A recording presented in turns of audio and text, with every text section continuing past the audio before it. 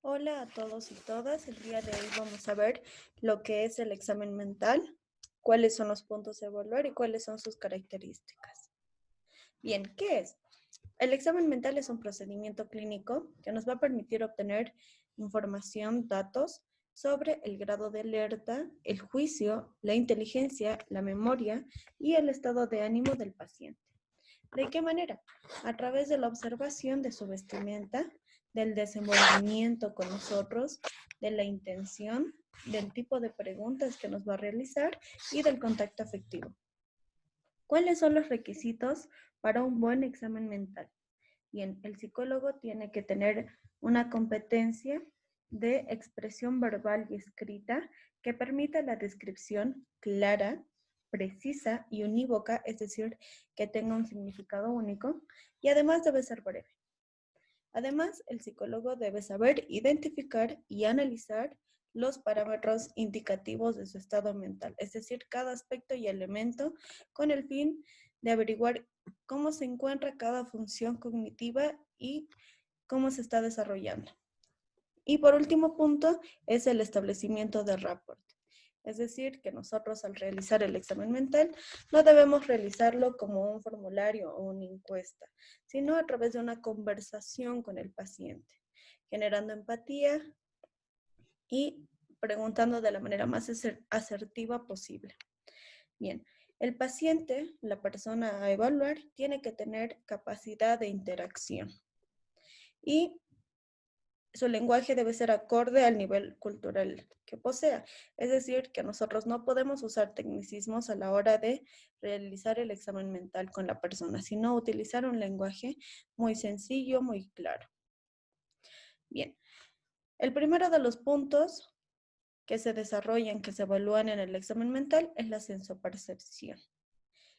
Bien, entonces se va a tomar en cuenta lo que son los trastornos de la sensación, de la percepción y de la representación. Este punto lo explayaremos, lo ahondaremos en otro video. El segundo punto es la conciencia, es la toma de conocimiento de la realidad. ¿Sí? Nosotros tenemos que ver el grado de alerta del paciente y su orientación en 3 puntos: persona, espacio y tiempo. Para poder evaluar la orientación temporal, nosotros podemos preguntar, por ejemplo, en qué fecha estamos, qué día es hoy, qué mes, ¿sí? ¿En qué año estamos? ¿Qué día de la semana es hoy, verdad? Para poder evaluar la orientación espacial, nosotros preguntamos dónde se encuentra en este momento, dónde se encontraba en la mañana, ¿sí? ¿En qué ciudad? ¿En qué país? Bien. Y para poder evaluar la orientación de la persona, nosotros realizamos preguntas como: ¿cómo se llama? ¿Quién soy yo? ¿Qué labor desarrollo? Y si está acompañado de un familiar o de un amigo, preguntamos: ¿quién es esa persona? Bien, si cualquiera de estos 3 puntos no nos permite la evaluación correcta de la conciencia, nosotros podemos recurrir a estímulos sonoros o táctiles. Bien, vamos a especificar un poco los niveles de la conciencia. En primer lugar está la lucidez. La persona está en un estado de plena alerta, en vigilia, es decir, despierto. Puede mantener una conversación fluida.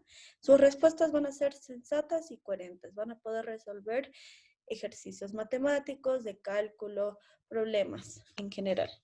El segundo nivel de conciencia es la confusión. La persona aún se encuentra despierta en vigilia, pero comienza a presentar inconsistencias en las reacciones ante estímulos, ¿sí? Presenta inconsistencias en sus respuestas. Primero nos responde A y después nos responde B, ¿sí? Además, es un indicio de que comienzan a haber procesos patológicos en proceso, por ejemplo, en la enfermedad de Alzheimer. El tercer nivel de conciencia es la obnubilación, ¿sí? Que hace referencia a la desorientación temporoespacial. Esta persona va a ser indiferente a lo que ocurre en el medio ambiente, va a responder preguntas simples, va a ser poco reactivo y se va a encontrar somnoliento. Bien, el cuarto nivel de la conciencia es el sopor, ¿sí? En el sopor superficial, la persona pareciese que está dormida. Nosotros podemos realizar estímulos sonoros o táctiles para que se despierte temporalmente. No va a presentar lucidez, va a responder escasamente a las preguntas, por más simples que sean. Pero también tenemos el sopor profundo, que sucede cuando el paciente necesita de estímulos dolorosos para que despierte o para que mueva ciertas partes de su cuerpo, que sería un mecanismo de defensa. Bien, el quinto nivel de conciencia es el coma. Es el nivel más grave y profundo porque no existe ninguna reacción ante estímulos externos, incluso ante el dolor. Puede presentar reacciones involuntarias, es decir, reflejos, ¿no? Lo que nosotros vemos, por ejemplo, cuando los médicos abren los párpados y con la linterna quieren ver cuál es el reflejo de la pupila. Y por último, está la muerte cerebral, que es la ausencia total de reacciones ante todos los estímulos, ¿sí? Internos, ya sean justamente la sensación de dolor, o externos. Y este estado va a ser irreversible. Bien. Otro punto dentro del examen mental es el lenguaje. Nosotros tenemos que evaluar cómo percibe, cómo lo procesa y cómo expresa el lenguaje la persona. ¿Por qué? Porque sabemos que el pensamiento se va a manifestar a través del lenguaje y de la conducta. Bien, entonces nosotros evaluamos si la persona comprende las preguntas que le hacemos, si es capaz de seguir órdenes simples, como por ejemplo, esconder un bolígrafo o señalar alguna prenda en particular, ¿sí? O responder preguntas muy sencillas, como por ejemplo, ¿en qué día nació? ¿Qué es lo que está haciendo? Bien, también tenemos que evaluar si la persona es capaz de formular preguntas, ¿sí? Si es capaz de efectuar acciones sencillas, si tiene la capacidad para nombrar objetos, para leer un párrafo corto, sencillo, y la capacidad para poder escribir una frase en una hoja de papel. Nosotros tenemos que tomar en cuenta si la persona es analfabeto o no para así adecuar la forma en que nosotros vamos a evaluar. Si una persona no ha completado algunos ciclos de educación primaria, nosotros no podemos exigirle que pueda leer o que pueda escribir. Bien, el siguiente punto es la memoria. La memoria es la capacidad de recordar hechos pasados, ¿sí? Pero también es la capacidad para retener nueva información. Entonces, para poder evaluar la capacidad de recordar hechos pasados muy antiguos, nosotros podemos preguntar sobre los cumpleaños de la misma persona, de su familia, las fechas nacionales, por ejemplo, el 6 de agosto, ¿sí? O la fecha de la paz, si hay alguna fecha memorable, ¿sí? Podemos realizar preguntas acerca de su familia, dónde ha estudiado, dónde ha trabajado. Y para poder evaluar la memoria reciente, nosotros preguntamos justamente acontecimientos que han ocurrido el día que estamos evaluando, ¿no? ¿Qué comió hoy? ¿Qué desayunó? ¿Cómo llegó hasta acá? Bien. Otro punto muy importante a evaluar en el examen mental son las funciones cognitivas superiores. Dentro de ellas están la abstracción, el razonamiento, el cálculo, el juicio, la atención y la inteligencia. Para evaluar la abstracción, nosotros tenemos que entender que podemos pedirle a la persona que hay el sentido de un proverbio, de un refrán, que establezca semejanzas o diferencias. Por ejemplo, ¿en qué se parecen una piña, una naranja y una manzana? ¿En qué son frutas? ¿En qué se diferencia un perro, una mesa y una silla? ¿En qué dos son muebles y uno es un animal? ¿Verdad? Bien. También para poder evaluar el razonamiento, la persona tendría que tener la capacidad de derivar conclusiones, ¿sí?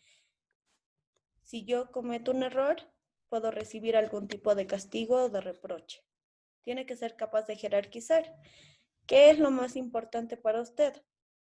Nosotros pretendemos que la respuesta sea, por ejemplo, dormir, comer, beber agua, pero no así que sea lo más importante ir a ver una película. Que la persona sea capaz de generar argumentos, hipótesis, ¿sí? Que así como identifica conclusiones o causas, puedas realizar el proceso contrario, de lo simple a lo complejo y de lo complejo a lo simple. Si la persona tiene la capacidad de realizar pequeñas sumas o restas simples, de realizar ejercicios de seriación, como por ejemplo, comenzar desde el 20 y que vaya restando de 3 en 3, 20, 17, etcétera, etcétera. Y que resuelva problemas sencillos. Bien, para evaluar el juicio, nosotros tenemos que ver si la persona tiene la capacidad de tomar decisiones en función de diversas variables. Para poder evaluar la atención, tenemos que ver si la persona puede invertir los días de la semana o meses del año. Por ejemplo, en vez de que comience desde el lunes, que comience desde el domingo. Domingo, sábado, viernes, jueves, miércoles, etcétera, etcétera. Para poder evaluar la inteligencia, tenemos que reconocer que la inteligencia es la capacidad de resolver problemas con los recursos que cuenta la persona, ¿sí? Bien. Otro punto a evaluar es el pensamiento. ¿Sí? Lo vamos a evaluar en función de su estructura, es decir, si tiene una secuencia verbal, ¿sí? Si respeta las reglas de la lógica, cómo es la velocidad a la conciencia de la realidad, si existe un control de sus ideas egosintónicamente, es decir, si puede manejar sus ideas en armonía con lo que piensa, con lo que va a hacer, y si existen trastornos del lenguaje. Bien, otro punto a evaluar es el afecto. Según Schneider, divide el afecto en sentimientos de estado y sentimientos de valor. Los sentimientos de estado estarán relacionados a próximos al cuerpo o menos próximos al cuerpo. Los sentimientos de valor relacionados a del valor propio o del valor ajeno. También lo vamos a explayar en el siguiente video. Como último punto, nosotros evaluaremos la conducta motora en función de las conductas y actitudes, ¿sí? ¿En función de qué? En función a la misma persona o en relación a otros. Por último, quería compartirles una frase. Justamente cuando nosotros realicemos ya sea el examen mental o cualquier otra técnica para poder evaluar al paciente. Conozca todas las teorías, domine todas las técnicas, pero al tocar un alma humana sea apenas otra alma humana.